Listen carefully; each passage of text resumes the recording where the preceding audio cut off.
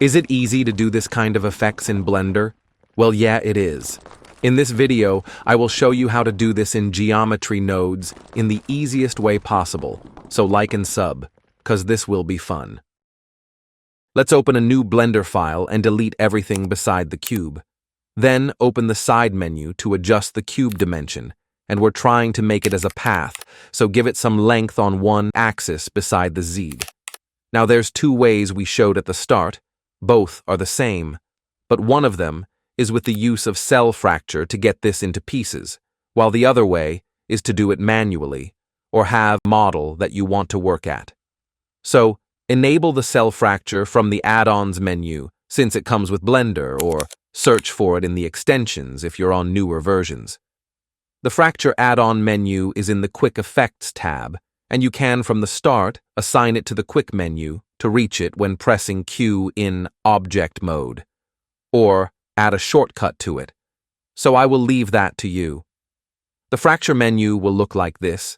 The number here is for the generated pieces, and it's set to 100, but if we hit OK, you only gonna get around 6 or 7 pieces, and that's because we don't have enough subdivision on the cube. So let's take a step back with Ctrl-Z. Then I will go into Edit mode to add a bevel on the corners before doing some cuts on the cube. And remember to apply scale on the model if something looked weird like here. So a level 2 or 3 for the bevel, then hit Ctrl-R to add a number of cuts for both axes, and that will be up to how big the pieces you want.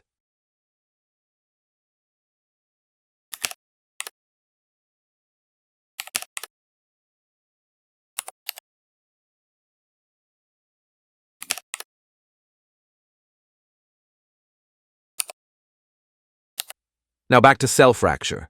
I will set the number to 500. Put the noise on max 1 to get random cuts. Make sure to set a name in the collection field to keep all the generated pieces in one place. The margin is the space between the parts. It might look like it's on 0 by default, but it's not. So do that to keep the result smooth if that's what you want. Now if we hit OK, we'll get all the pieces in one collection, and the origin cube is off no need, so hide it or delete it. For the geometry node part, let's hide the parts collection. Then we need any mesh to add the geometry nodes on it, so use a cube or a plane, then open a geometry node window and hit New.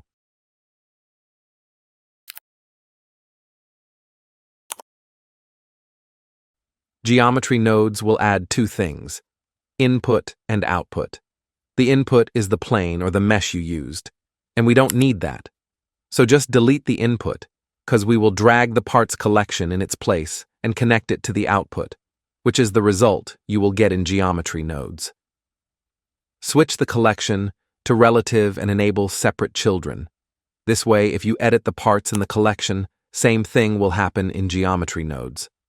The main thing we need to do is make those parts scale down to 0, meaning disappear, and fall down while doing that.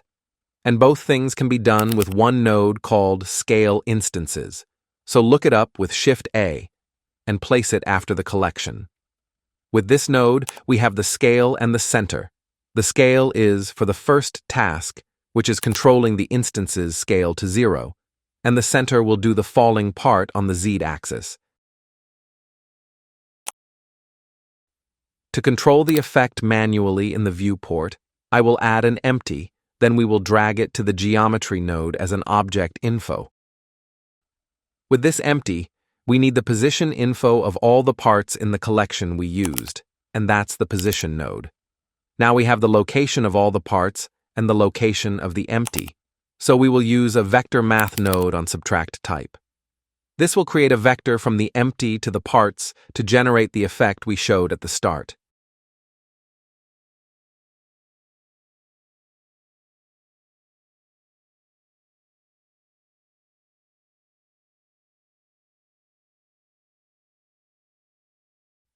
Things still look messy because it's in all directions, and we only need the effect on the y-axis, so add a separate XYZ node and connect the y-axis to the scale.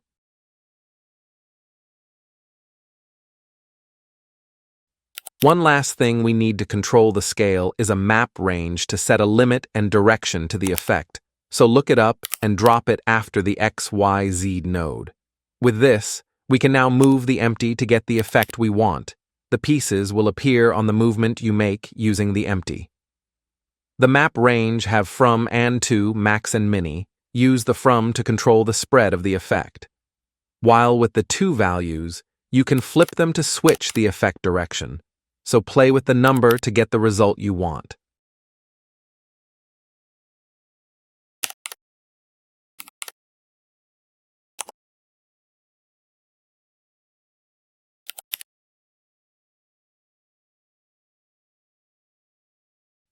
Now the center value will do the falling part on the z-axis, and adding a minus value to it will give you a decent result, but also we can do something more. So let's first add a keyframe to the empty to keep it running, a simple location keyframe from start to end using the I key. Then make sure to set the interpolation on linear to keep the movement on one speed, because by default the keyframes are on Bezier. So it starts slow, speed up in the middle, then end slow. So I think you can keep it this way. But linear is what I need here.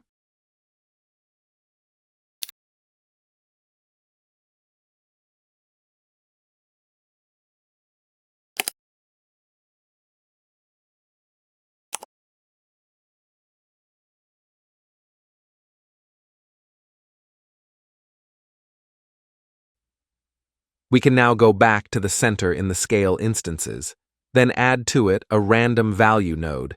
This way, we set a range for the randomness of the falling parts. A combine XYZ node is also used here for the falling direction, or use a vector math node on multiply and set it on 0, 0, 1, 1 for the z, and you can adjust that. You can try with it to see how it looks.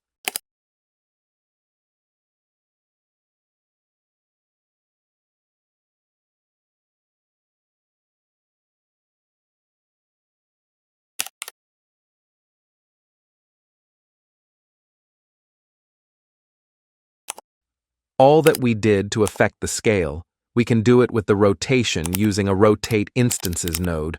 Both go the same using the same nodes.